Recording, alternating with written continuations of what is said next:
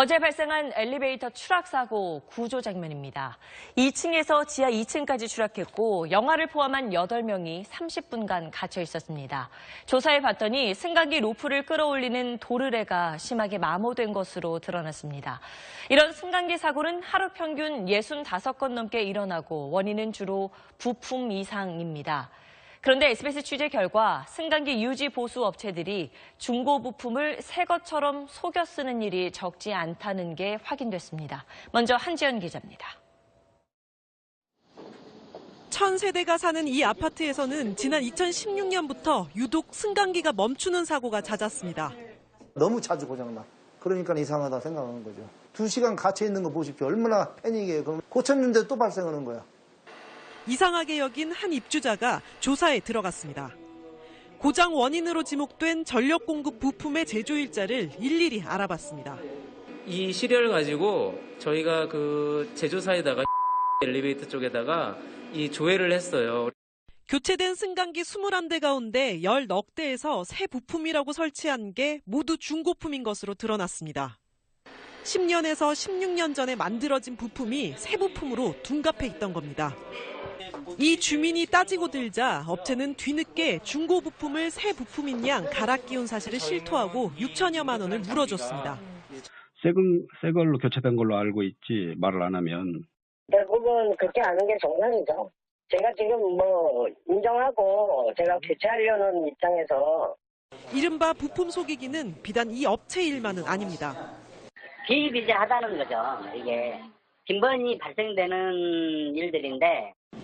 실제로 행정안전부가 94개 아파트 승강기 290넉 대를 무작위로 뽑아 전력 공급 부품을 조사해봤습니다. 전체의 15%인 40넉 대에 중고 부품이 새 부품인 양 설치된 것으로 드러났습니다. 중고 부품이라도 새 제품 상자에 담아가면 아무도 모른다는 겁니다. 고객은 모르잖아요. 그 포장은 일단은 새 것처럼 보이잖아요. 일일이 다 확인 안 하잖아요. 시민 안전이야 어떻게 되든 자기 뱃속만 채우려는 비양심적인 부품 속이기. 승강기 사고는 해마다 늘어 119 구조대가 출동한 건수만 지난해 2만 4천 건에 달합니다. SBS 한지연입니다.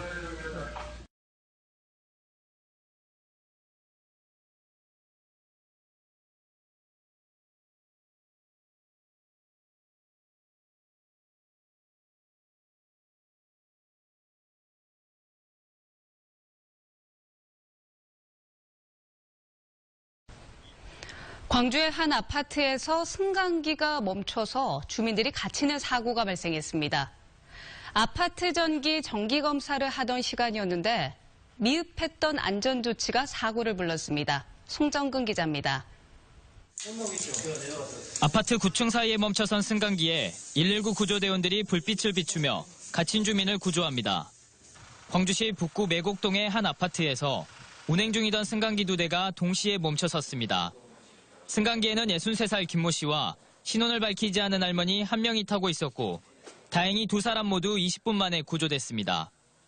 2시간 전에도 오작동으로 인해 엘리베이터가 멈춰서면서 주민 1명이 10분 만에 구조되기도 했습니다. 요구조도 1명을 또 1층에서 구조를 했어요. 구조를 하는 동시에 함께 또 옆동에서 바로 승강기 갇힘 사고 진행을 받고 저희가 바로 옆동으로 또 바로 이동을 해가지고 승강기 사고는 3년마다 진행하는 정기검사를 하다 발생했습니다. 아파트 측은 사고가 난 시간대에 전기 공급을 끊겠다고 일주일 전부터 안내문과 방송을 했지만 사고를 막지는 못했습니다. 승강기 유지보수회사 역시 1층의 승강기를 완전히 정지시킨 채 문을 열어둬야 했지만 이를 지키지 않았습니다. 보수사에서 승강기를 아예 강제적으로 1층을 밭다운시켜놓고 문을 딱 열어버리면 운행이 안 되니까 탈 수가 없잖아요. 그게 안 돼버리니 오늘 같은 이런 문제가 발생을 한 거예요. 네. 아파트 관리사무소 측과 승강기 유지보수회사의 안일함으로 인해 주민들이 승강기에 갇히는 공포를 느껴야 했습니다. MBC 뉴스 송정근입니다.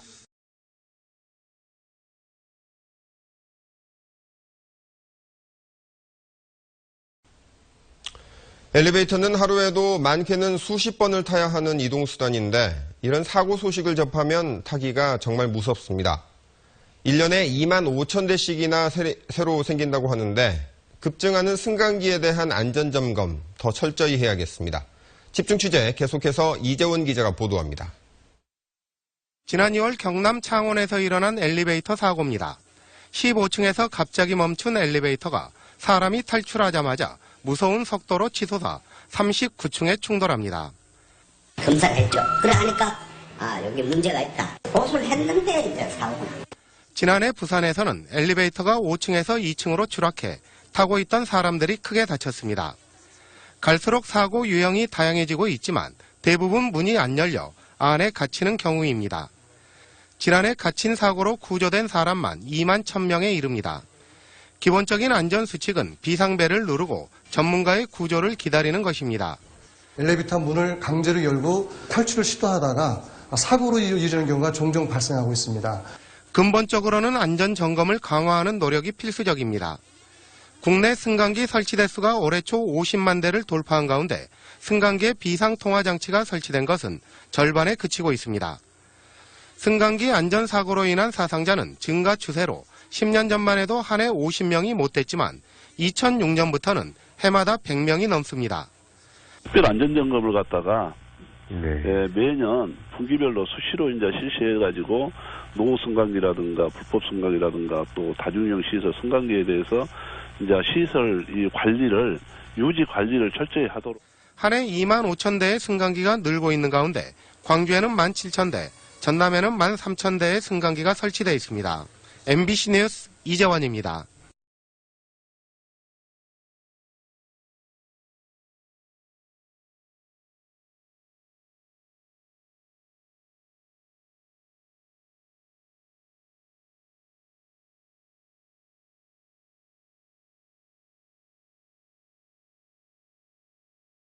사람이 승강기 문에 끼었는데 승강기가 그대로 위로 올라간다. 생각만 해도 끔찍하죠. 간단한 장비 하나만 달면 충분히 막을 수 있는 사고였습니다. 결국 돈 때문이었습니다. 손영환 기자가 단독 보도합니다. 지난달 25일 경기도 의정부의 한 아파트 승강기에서 생긴 일입니다. 한 남자가 11층에 도착한 승강기에 올라타려는데 가만히 있어야 할 승강기가 그냥 위로 올라갑니다. 무릎 높이까지 올라온 승강기 턱에 남자가 걸려 엎어졌지만 승강기는 멈추지 않고 계속 올라갑니다. 30대인 남자가 승강기 문을 밀치고 재빨리 뛰어내렸기 망정이지 자칫 승강기와 건물 천장 사이에 껴 큰 사고가 날 뻔했습니다.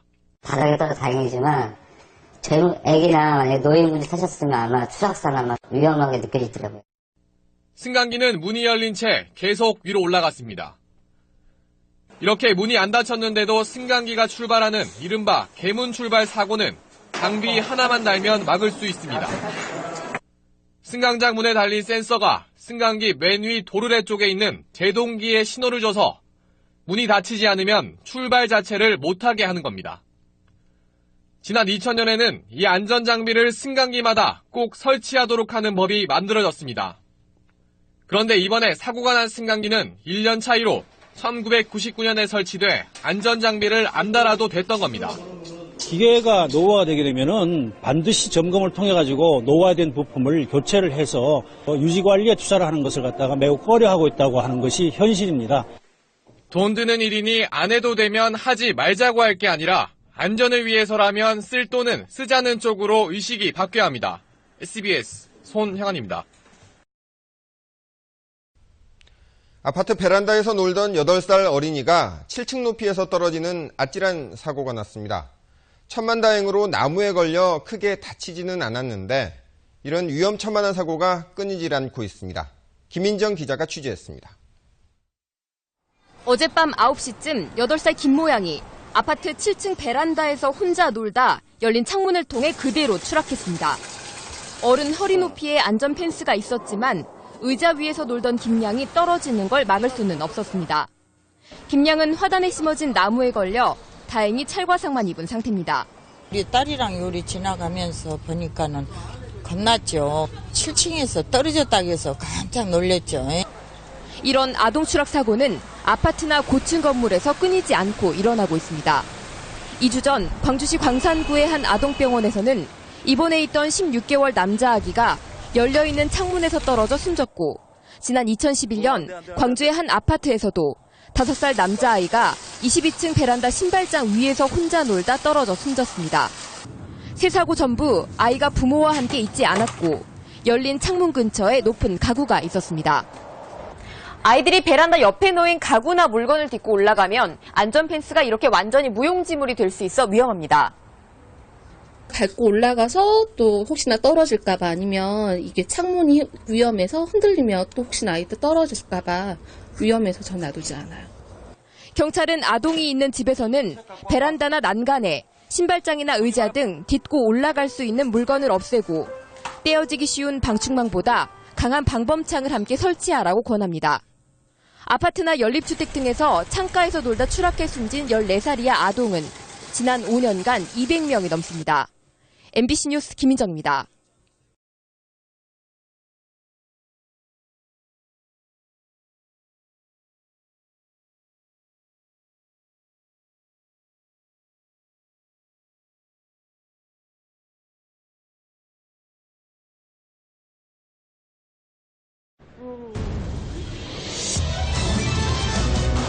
닌자 볼티지. 지난 일요일 오후 6살 초등학교 여학생이 높이 140m의 43층 아파트에서 떨어져 숨졌습니다. 가족들과 함께 만화 영화를 보던 중이었습니다. 부모는 딸이 안 보여 찾아보니 베란다로 통하는 창문이 열려 있었다고 경찰에 진술했습니다. 베란다 난간의 높이는 1m로 숨진 여학생의 신장보다 15cm 정도 낮았습니다. 하늘을 날아다니는 만화 주인공을 흉내내다 추락한 것으로 추정됩니다. 怖いなって思いました。結構手すりが低いので。 일본에서 고층 아파트에 사는 어린이 추락사가 빈발하고 있어 비상이 걸렸습니다. 지난해 5월 키타 규슈에서는 엄마가 쓰레기를 버리러 간 사이 3살 여자 어린이가 12층에서 떨어져 숨졌고 7월에는 가와사키에서 4살 남자 어린이가 14층 베란다에서 추락사했습니다. 도쿄 소방청 조사 결과 도쿄 시내에서만 지난 2010년부터 5년간 무려 160건의 어린이 추락사고가 발생했습니다. 전문가들은 고층에 사는 어린이는 높은 곳에 대한 두려움이 형성되기 어렵다고 지적합니다.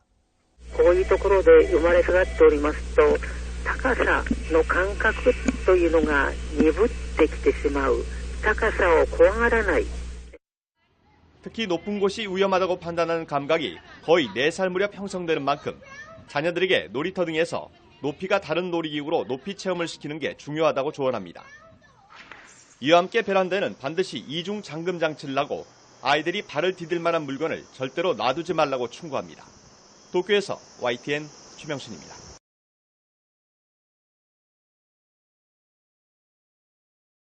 두 살 배기 아이가 3층 식당 창문에서 떨어져 숨지는 사고가 발생했습니다. 이 부모도 함께 있었지만 아차하는 사이 사고가 일어났습니다. 조정린 기자입니다. 한 남성이 건물 밖을 가리키며 황급히 뛰어갑니다. 이를 본 여성도 사색이대 달려나갑니다. 어제 오후 5시쯤 태어난 지 24개월 된 김모군이 3층 식당에서 창문 밖으로 떨어졌습니다. 김군은 곧장 병원으로 옮겨졌지만 끝내 숨졌습니다. 쿵 소리가 난다고 해서 아기가 떨어질 줄은 꿈에도 몰랐던 거니까 부모님들이 막 뛰어내려와가지고 아기 끌어안고 막 우시고 막 5번째 창문이 한 30cm 정도 열려 있었고요. 김군은 부모가 식사를 하던 사이 식당 곳곳을 돌아다녔습니다. 하지만 식사를 마쳐갈 때쯤 홀로 구석에 있는 의자 위로 올라갔고 창문을 손으로 밀다가 30cm 정도 열린 틈 사이로 추락했습니다. 이곳은 김군이 떨어진 3층 식당입니다. 바닥에서 창문까지 높이가 1m 정도로 매우 낮고 바로 옆에는 이렇게 의자가 있어 아이가 충분히 딛고 올라설 수 있게 돼 있습니다. 창문 쪽에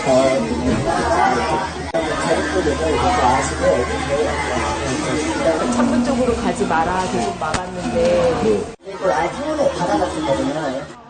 창문 외부엔 별도의 난간이나 턱은 없었으며 잠금 장치도 녹슬고 허술했던 것으로 경찰은 보고 있습니다.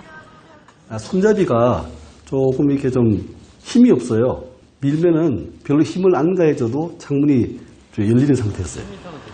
경찰은 업주를 상대로 안전장치 설치 소홀 등 과실 여부를 조사하고 있습니다. TV조선 조정린입니다.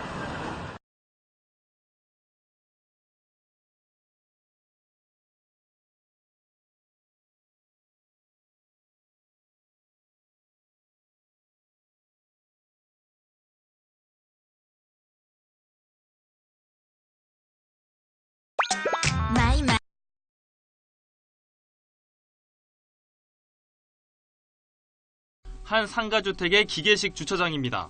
차고문은 열려있고 신호도 진입을 뜻하는 녹색불이 켜 있습니다. 그런데 차가 안으로 들어서자 땅이 꺼진 듯 밑으로 고꾸라집니다. 차 뒷부분이 턱에 걸리지 않았다면 그대로 참변을 당할 뻔했습니다. 바퀴 진입 봉이 있어요. 그 봉만 보고 그냥 진입했던 거죠. 바닥이 없었으면 제가 거기 절대 들어가진 않죠. 10살짜리 애가 이제 소리를 엄청 지르더라고요. 살려달라고 창문을 열고. 수리비를 포함해 400만 원 넘게 들었지만 기계 고장의 문제는 아니었습니다. 사건은 누군가 만차로 닫힌 문을 강제로 열면서 시작됐습니다. 다층 순환식이라 불리는 모델의 일부 기기는 주차 공간이 모두 꽉 차면 운반기가 땅 밑에 고정되고 문이 닫히는데 이걸 수동으로 열면 지하로 바로 추락하는 구조로 바뀝니다. 이를 알 리 없는 운전자가 녹색불만 보고 들어갔다가 봉변을 당한 겁니다. 사고가 난 곳은 보이는 것처럼 이렇게 조작부가 모두 공개되어 있습니다. 오늘 처음 방문한 저도 이렇게 이 문을 자유롭게 열고 닫을 수 있는 겁니다. 안내하는 문구도 제지하는 관리인도 모두 없었습니다. 더 황당한 건 누구 하나 책임지는 사람이 없다는 겁니다. 책임 주무부처인 국토교통부는 경찰서에 문의해보라고만 떠넘기고 경찰은 민사로 소송하라며 손을 놓고 있습니다. 우리가 차로 인해가지고 사고 났다. 그런 것까지 하는 거지, 거기서 포괄적으로 법적인 것까지는 저희가 그것까지는. 관계 당국이 책임을 미루고 관리자들이 안이한 대응을 하는 사이 오늘도 아찔한 발밑불안은 계속되고 있습니다. YTN 최민기입니다.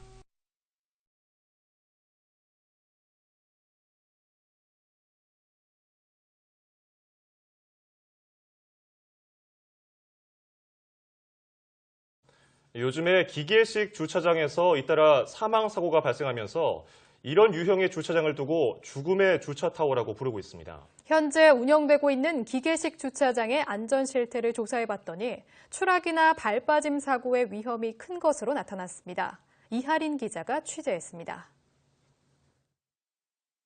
지난해 6월 출근하면서 기계식 주차장을 이용하던 40대 여성 운전자가 8.5m 아래로 추락해 숨졌습니다.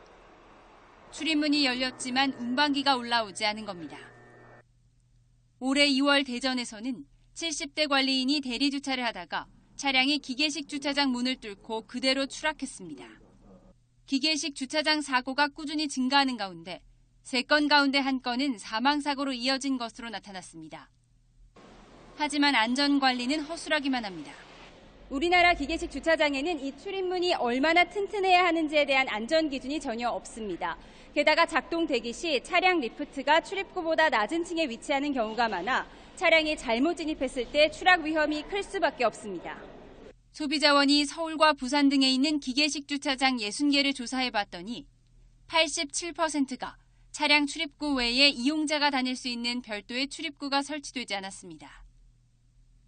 보행 경로와 차량 운반기 사이의 틈이 넓어 발이 빠지는 사고의 위험도 컸습니다.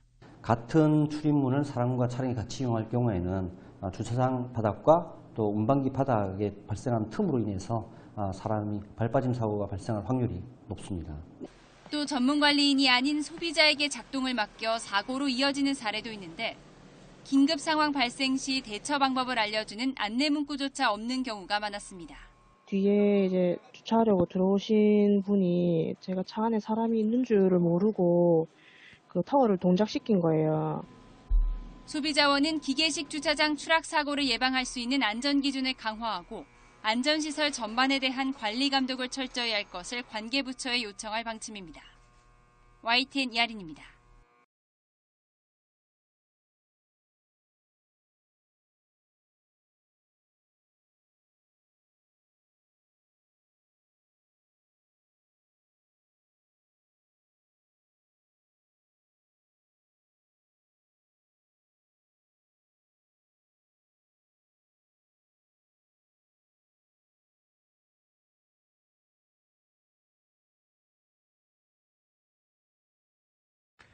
주변에서 흔히 보는 기계식 주차장입니다.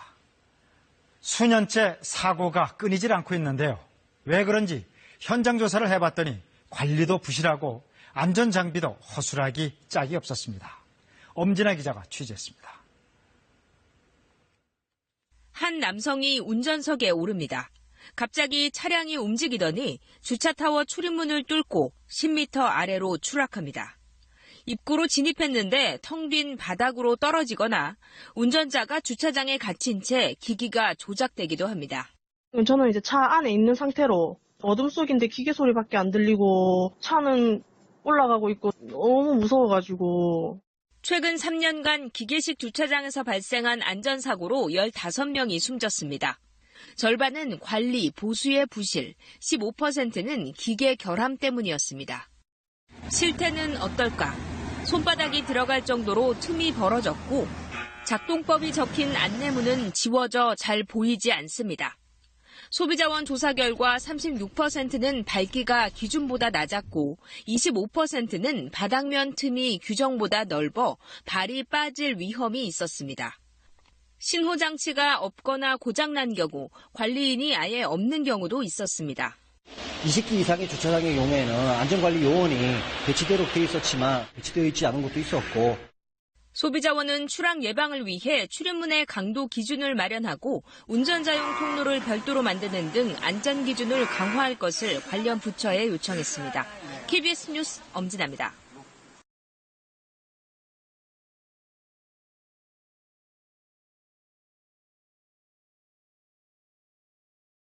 안전점검한 지 한 달 된 기계식 주차장에서 차량이 바닥으로 추락하는 사고가 났습니다.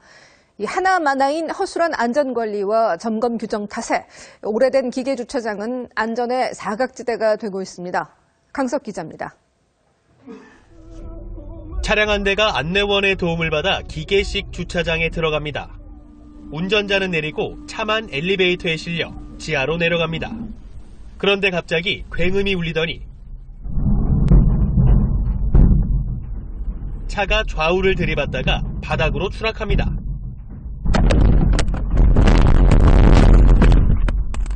기계 노후로 차량이 떨어졌고 차량이 지금 파손이 돼 있다. 저희는 황당하죠. 정상적으로 주차를 하고 밥을 먹고 나왔는데.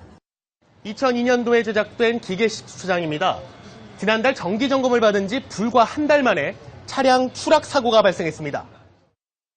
센서라고 센서에 전자적인 것인데 오용작이 제시되는 거예요. 그거는 점검을 아무리 해도 전자적인 것 때문에 방법은 없잖아요. 허술한 기계식 주차장 안전 점검 방법이 문제였습니다. 모든 부분을 꼼꼼히 조사하지 않고 일부분만 샘플로 골라 점검하다 보니 결함을 모두 발견하기 어려운 겁니다. 검사 기준에 보면은 주차 팔레트는 20대당 한 기를 샘플로 해가지고 검사하도록 되어 있거든요. 허술한 안전관리와 점검 규정으로 노후 기계 주차장이 안전 사각지대에 놓였습니다. TV조선 강석입니다.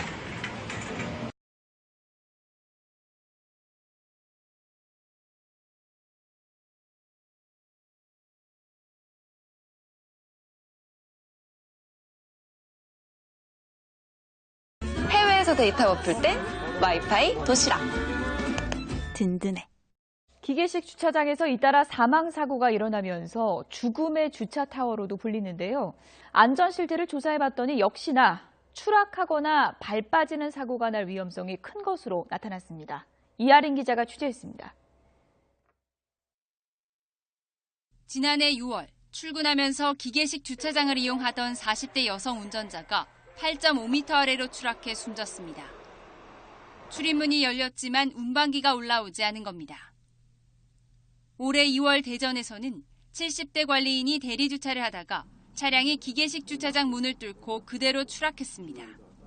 기계식 주차장 사고가 꾸준히 증가하는 가운데 3건 가운데 1건은 사망사고로 이어진 것으로 나타났습니다. 하지만 안전관리는 허술하기만 합니다. 우리나라 기계식 주차장에는 이 출입문이 얼마나 튼튼해야 하는지에 대한 안전 기준이 전혀 없습니다.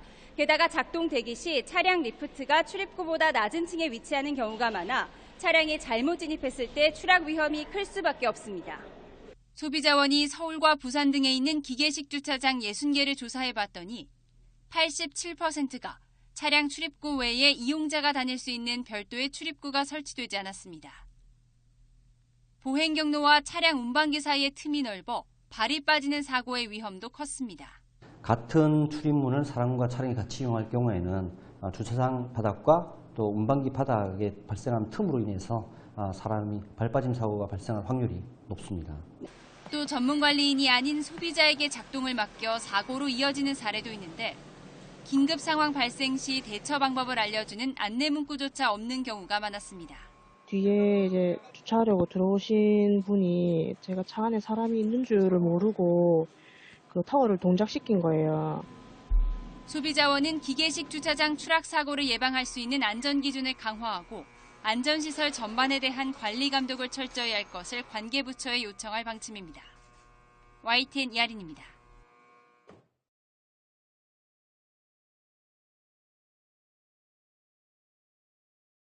지난 25일 서울의 한 아파트 주차장에서 40대 여성이 차량을 주차하다 운전석 앞문에 끼어 숨졌는데요. 어제는 술을 마신 운전자가 건물 옥상 주차장에서 추락해 목숨을 잃었습니다. 주차장에서도 방심하면 큰 사고가 날 수 있습니다. 하무림 기자입니다. 14층짜리 건물 옥상 주차장에 차량용 승강기 문에 승용차가 걸쳐 있습니다. 32살 고모 씨가 운전하던 차량입니다. 고 씨는 어제 오전 6시 반쯤 승강기 통로 아래로 떨어져 숨진 채 발견됐습니다. 경찰이 CCTV를 확인한 결과 고 씨는 만취한 상태에서 옥상에 주차된 차량을 빼내려다 승강기 문을 들이받은 것으로 드러났습니다. 아파트에 살짝 걸렸는데 기계도 고장난 것 같고 사람 실수한 거지 술 먹고 이제. 경찰은 고 씨가 차량 앞부분을 확인하려다 무게중심을 잃고 추락한 것으로 보고 있습니다. 지난 25일 서울의 한 아파트 주차장에서도 40대 여성이 변속 기어를 주행 상태로 둔 채 시동을 끄지 않고 차에서 내리다 운전석 앞문에 끼어 숨졌습니다. 내렸는데 공교롭게도 또 뒤에다 갖다 놨단 말이에요. 그 사이에 이제 문짝이 닫힐까 하니까 기둥에 딱 걸리는 것 같아. 주차장이라고 마음을 놓으면 자칫 큰 사고로 이어질 수 있어서 주의가 필요합니다. KBS 뉴스 하무림입니다.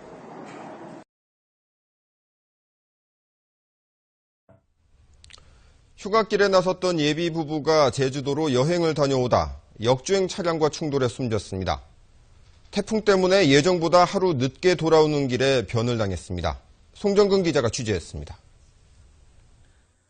경찰 CCTV에 찍힌 소렌토 차량이 중앙분리대 왼쪽에서 역주행하고 있습니다. 영상으로 확인된 역주행 거리만 2km 남짓. 화순에서 보성 방향으로 역주행하던 소렌토 차량이 1차선에서 오던 차량과 정면 충돌했습니다. 이 사고로 소렌토 차량 운전자 42살 주모 씨와 마주오던 엑센트 차량에 타고 있던 30살 소모 씨와 27살 이모 씨가 숨졌습니다. 차 두 대 그냥 부닥쳐갖고 그대로 있었어요. 그대로요? 요것이 거꾸로 서 있었고 도로하고. 핸들을 안 하고 있잖아요. 차가 위에가 다 꺾여있고 뭔가 새 차인데 엄청 되게 많아요. 서 씨와 이 씨는 오는 11월 결혼을 앞둔 예비부부였습니다. 이들은 제주도로 여름휴가를 갔다가 태풍 나크리 때문에 선박 운항이 연기되면서 예정일보다 하루 늦게 집으로 돌아가던 길이었습니다. 제주도로 여행을 갔다가 이번 그 태풍 때문에 정상적으로 귀가를 하지 못하고 귀가한 그 배편이 연기가 된 것이죠. 경찰은 중앙분리대가 있는 도로 구조로 볼 때 소렌토 운전자가 최소 6km 이상 역주행한 것으로 보고 가해 차량이 음주나 졸음운전을 했는지 여부를 조사하고 있습니다. 한밤중 일어난 어이없는 사고에 마지막 여행을 함께한 한 예비부부는 한 장례식장에 나란히 안치됐습니다. MBC 뉴스 송정근입니다. 어린아이 둘을 포함한 일가족이 해수욕장에 가다가 교통사고로 4명이 숨졌습니다.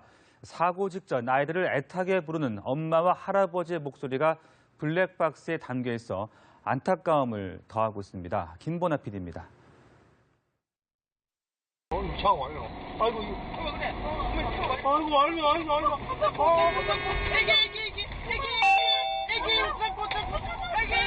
아이고. 흔들리던 산타페 차량이 길가에 주차돼 있던 트레일러를 그대로 들이받습니다. 해수욕장으로 피서를 가던 외할아버지와 외할머니, 엄마, 그리고 3살 배기와 생후 3개월 아기가 타고 있었습니다. 형체를 알아볼 수 없을 정도로 완전히 찌그러진 차량. 보기만 해도 처참한 지경입니다. 엄청난 충격에 뒷좌석에 타고 있던 엄마와 외할머니는 물론 아이들 둘도 모두 목숨을 잃었습니다. 두 아이는 유아용 카시트 없이 엄마와 외할머니가 안고 있었습니다. 갑작스러운 충격에 큰 아이는 차 밖으로 튕겨나갔습니다. 사고 장면이 처참했지요. 그 다음에 안에는 물놀이도구, 튜버라든지 튜버공, 배낭, 여행을 떠나려는지. 운전자이자 두 아이의 외할아버지인 64살 한모 씨는 중상을 입고 병원으로 옮겨져 치료를 받고 있습니다. 해수욕장에서 오붓한 시간을 보내려 했던 가족의 꿈이 산산조각 나버린 겁니다. 경찰은 산타페 차량에 결함이 있었을 가능성이 있다고 보고 국과수에 차량을 보내 정밀 조사하기로 했습니다. 차량이 사고 전에 급가속한 점으로 미뤄 엑셀러레이터를 밟았을 가능성도 있어 운전자 과실 여부도 살펴볼 계획입니다. 연합뉴스TV 김보나입니다.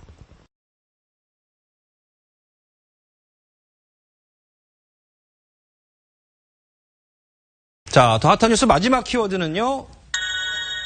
버스 안에서, 이 전북 전주시 시내버스에서 버스 기사와 승객이 서로 뒤엉켜 주먹을 주고받는 영상이 SNS에 공개돼서 좀 굉장히 논란이 되고 있어요. 저는 보고도 이게 진짠가라는 생각이 들 정도의 영상이에요. 화면을 좀 자세히 보시죠. 이 사건이 지난 12일 오후 9시쯤에 나오는데 계속 삐삐 소리 나죠. 예. 삐삐 소리 낼 수밖에 없습니다.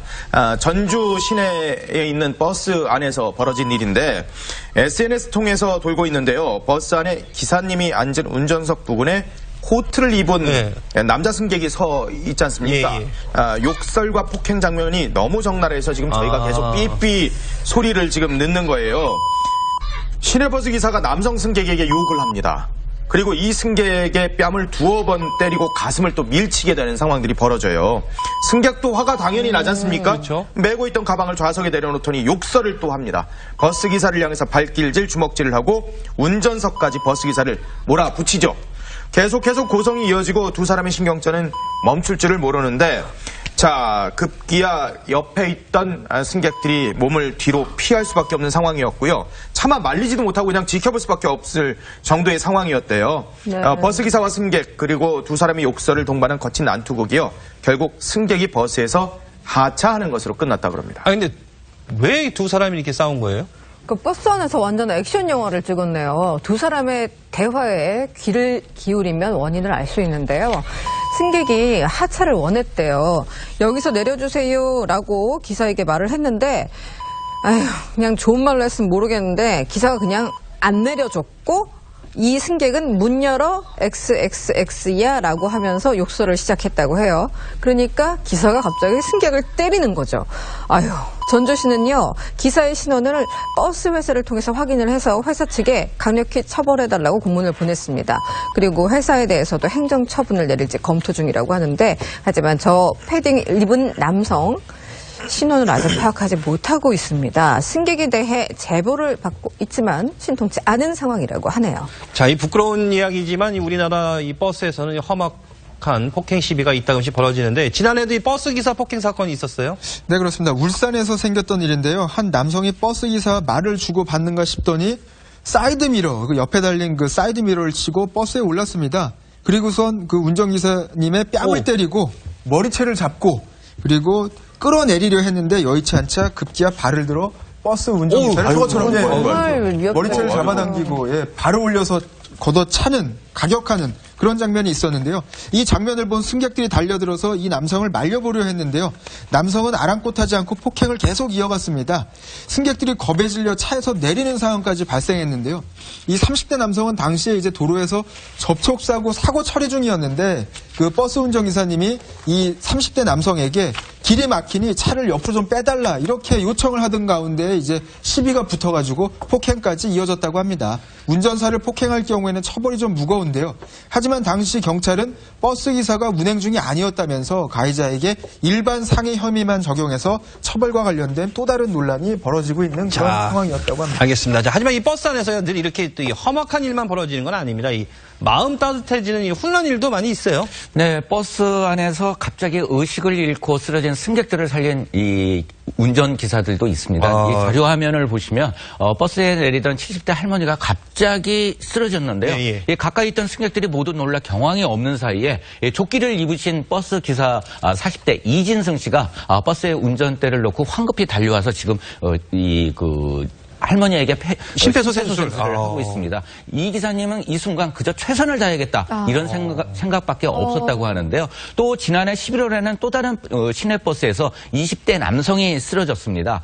이 남성은 호흡곤란과 마비 증세를 보였지만 온몸을 주무르고 119에 신고한 운전기사와 승객들의 도움으로 의식을 찾았다고 합니다. 이 마음 따뜻해지는 훈훈한 소식들은 조금 더 많이 전해드렸으면 하는 바람이 듭니다. 알겠습니다. 자, 계속해서 요긴한 날씨 알아보도록 하겠습니다. 자, 홍지아 캐스터.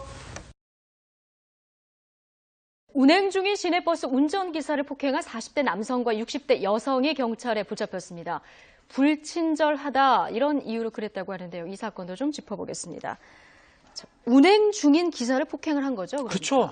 이건 뭐 영상이 지금 나올 걸로 보이는데 운행을 하고 있는 버스 기사한테 폭행을 지금 가한 거거든요. 지금 영상을 좀 보면요.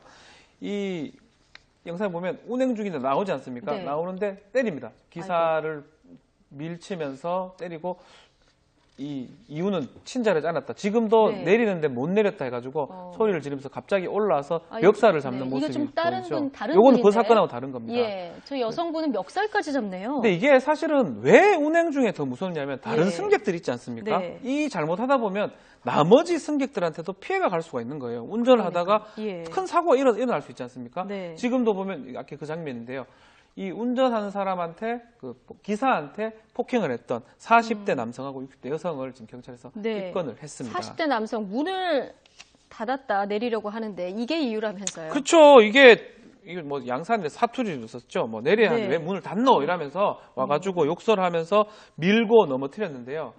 사실 문 닫았으면 다시 열어달라 하고 다시 내리면 되는 거고 운전기사가 버스 기사가 모든 걸 다 정확하게 알 수는 없는 거거든요. 그러니까 조금 내리겠습니다 하면 되는 거지. 그걸 갖고 욕을 하면서 와가지고 멱살 잡고 밀고 이렇게 한다는 거는 오히려 더 큰 범죄로 좀 이어진 상황이 아닌가 그렇게 보입니다. 아까 멱살 잡던 여성 승객도 참 이유가 황당합니다. 저 여성도 이제 9월 4일에 있었던 일인데요.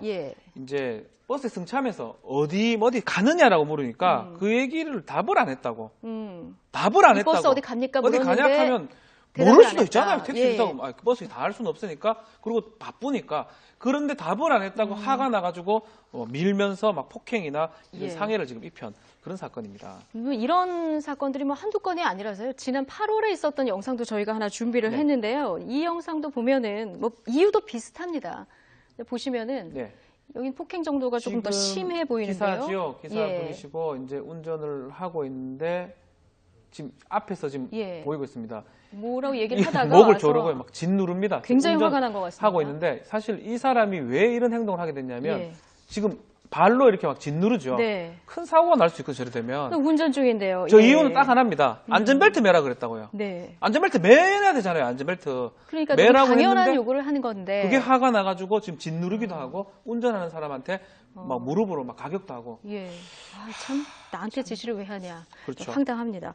운전 중에 운전자 폭행하는 거. 근데 이게 한 해 몇천 건씩 일어난다면서요? 상당히 많이 일어나기 때문에 2007년부터 아예 피해자가 운전기사, 운행자라면 처벌을 강화하는 법안이 지금 있습니다. 특정범죄 처벌, 가중처벌법에 따라서 가중하도록 돼 있거든요. 일반 폭행이나 협박보다는 그래서 커서 5년 이하의 징역 또는 2천만 원의 벌금에 처할 수가 있는데요. 일반 폭행보다 일단 법적으로는 처벌이 훨씬 가능합니다. 운전 중이기 때문에. 그리고 상해가 되면 이건 상해가 되면 3년 이상 유기징역도 가능합니다. 근데 실제로 근데 문제는 뭐냐면 경찰이나 이제 검찰에서 대부분 그냥 일반 폭행으로 많이 해버려요. 업무방해나. 이렇게 하다 보니까 이 법조문을 이용을 잘 안 하는 것 같아요. 적극적으로 이 법조문을 이용해가지고 기소를 하고 재판을 간다면 조금 덜 일어날 것 같은데 이게 형이 조금 세다 보니까 요거보다는 그냥 단순 폭행이나 단순 업무방해로 가다 보니까 이런 일들이 조금 반복되는 것처럼 보입니다. 그렇군요. 지금 우리가 화면에서 보는 이 영상과 같은 일들이 하루 평균 8에서 9건 정도 일어난다고 하거든요. 이렇게 반복되는 이유는 뭐라고 보십니까? 똑같은 겁니다. 우리나라에 많이 퍼져 있는 갑질 문화죠. 갑질 문화. 내가 버스 타면 내가 갑이라는 거예요. 어디 어리 내한테 반말, 내한테 벨트를 매라 그러냐.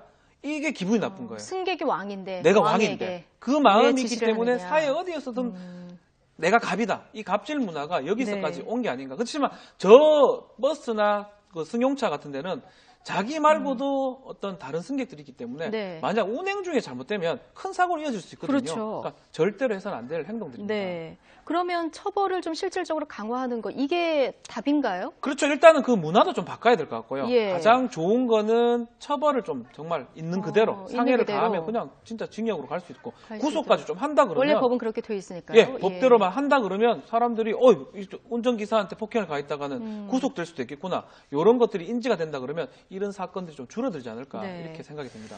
네, 이렇게 경각심을 좀 불러일으키는 그런 제도적 장치가 좀 있어야 될 것 같다는 생각이 드네요. 네, 박준 변호사와 오늘 함께했습니다. 고맙습니다. 감사합니다.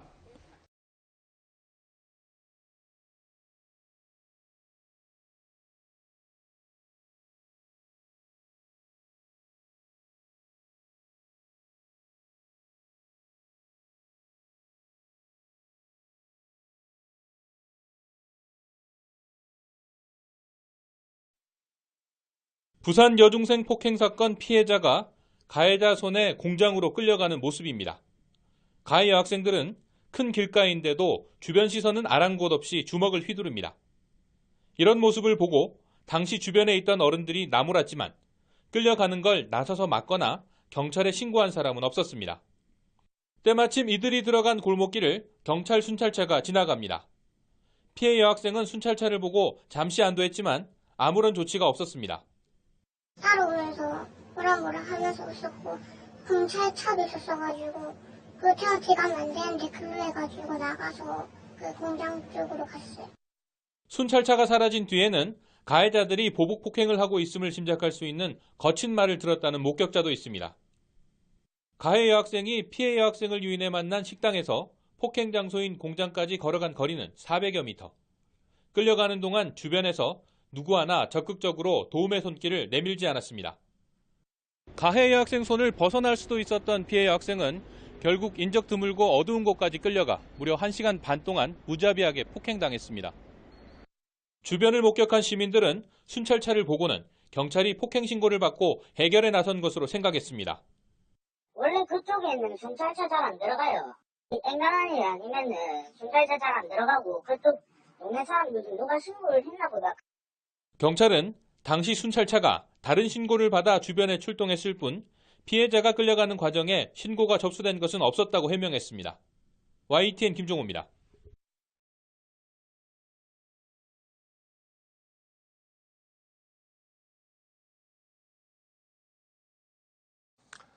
네, 지난 14일 일요일이었습니다. 강서구 PC방 살인 사건이 발생했었는데 그 CCTV 장면이 공개가 됐다고요? 그렇습니다.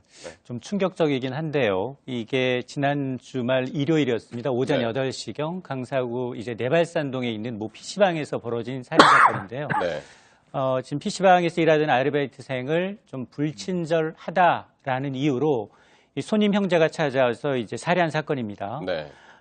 이 경찰 조사해 보니까 손님으로 PC방을 찾은 이제 김모 씨의 경우는 지금 보시는 것처럼 이제 이 데스크 앞에는 알바생이 있고요. 그 지금 항해를 하는 장면이었습니다. 그렇습니다. 지금 앞선 손님이 이제 남겨놓은 이 좀 음식물 자리가 있으니까 치워달라라고 요구를 했고 경찰이 한번 왔었나요? 맞습니다. 한번 와서 돌려보내고 있죠. 그리고 난 다음에 지금 쓰레기를 버리러 나가는 거고 지금 그 내려오는 이 장면에서 이제 다시 이제 집에 300m 떨어져 있는 집에 가서 흉기를 갖고 와서 지금은 다시 제 최초의 장면이었고요. 저 붉은 옷이 가해자 지목된 겁니다. 옆에 있는 모자를 쓴 게 이제 동생으로 추정이 되고 있고요. 처음에 찾아왔을 당시에는 이제 요금 문제에 대한 처음에 이제 자리 치워달라라고 하니까 좀 불쾌하니까 아시겠지만 PC방의 경우에는 처음에 1시간을 쓰겠다 그러면 요금을 먼저 카드로 결제를 합니다. 근데 이제 그 지금 저게 범행 장면입니다. 그렇습니다. 저 쓰레기를 버리고 내려오는 이 아르바이트생을 지금 목격자에 의하면 한 30회 정도 칼로 이제 휘둘렀다고 하는데요. 지금 병원으로 옮겨졌습니다만 이제 사망하는 사건이고 여기서 이 동생도 이제 이렇게 보면 이제 피해자의 팔을 잡았어요. 그러다 보니까 이제 그 당시 이제 경찰로 증언한 얘기로는 이제 싸움을 말리려는 과정에서 팔을 잡은 것이다라고 이제 증언을 하고 있는데 좀 저 내막은 좀 지켜봐야겠습니다.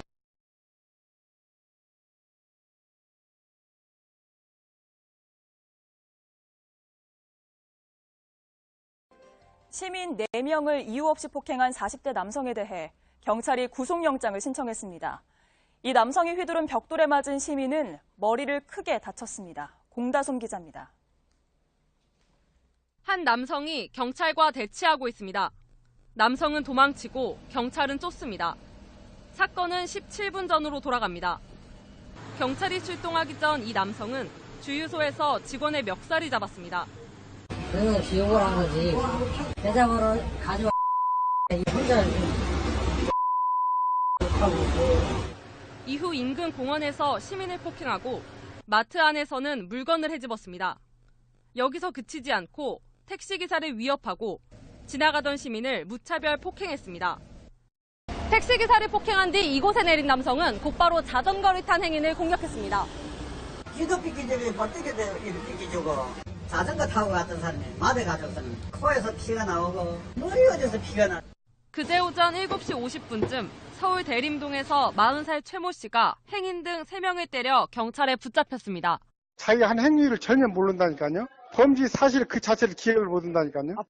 최 씨는 과거 조현병으로 병원에 입원해 치료를 받은 적이 있는 것으로 전해졌습니다. 경찰은 최 씨에 대해 특수상해 혐의로 구속영장을 신청했습니다. JTBC 공다솜입니다.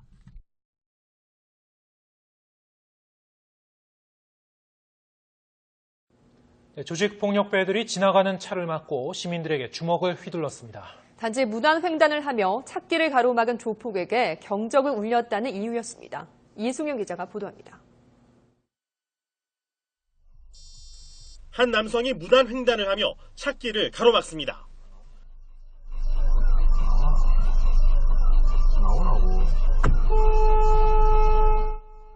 운전자가 비키라고 경적을 울리자 전화를 하고 있던 이 남성은 화가 났는지 차 위에 올라타고 시비를 겁니다. 가지 마세요. 제가 가지 마세요. 갈게요. 운전자가 시비를 피해 현장을 떠나려 하자 욕설이 이어집니다. 똥차 아우디 급기야는 차로 돌진하더니 차 지붕을 마구 발로 밟아 부수기 시작합니다. 알고 보니 이 남성은 거제 지역 조직폭력배 행동교원인 29살 박모 씨. 단지 경적을 울렸다는 이유만으로 울산 지역 조폭과 함께 주먹을 휘둘러 운전자 24살 정모 씨에겐 전치 8주, 동승자인 24살 김모 씨에겐 전치 3주의 상처를 입혔습니다. 울산지방경찰청은 박 씨 등 3명을 구속하고 5명을 불구속 입건했습니다. 경찰은 거제 조폭 박 씨가 울산 조폭들과 어울린 경위와 조폭들이 평소에 외제 승용차를 몰고 다닌 점을 토대로 외제차 구입 자금 출처 등을 조사하고 있습니다. YTN 이승윤입니다.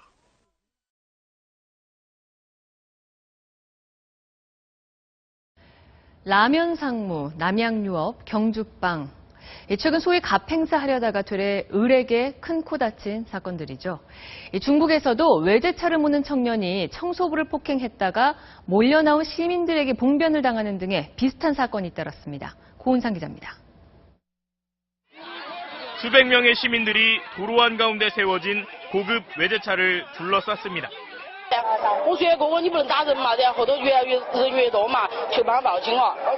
50대 청소부가 쓰레기를 치우는 과정에서 이 외제차 앞을 막았었는데 외제차에서 내린 청년이 청소부를 때린 겁니다.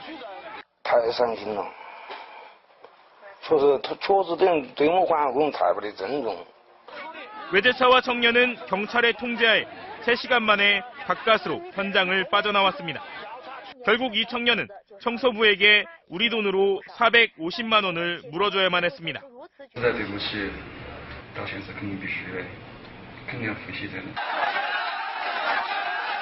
앞서 이달 초에도 고급 외제차를 몰던 음주 운전자가 택시를 들이받고 도망가자 수백 명의 택시기사들이 몰려나와 역시 외제차를 둘러싼 뒤 차를 부수고 운전자를 붙잡아 경찰에 넘겼습니다. 사회 통제가 엄격한 중국에서조차 극심한 양극화가 가져온 차별과 무시에 말 한마디 제대로 못했던 약자들의 집단 행동이 빈발하고 있습니다. MBC 뉴스 고은상입니다.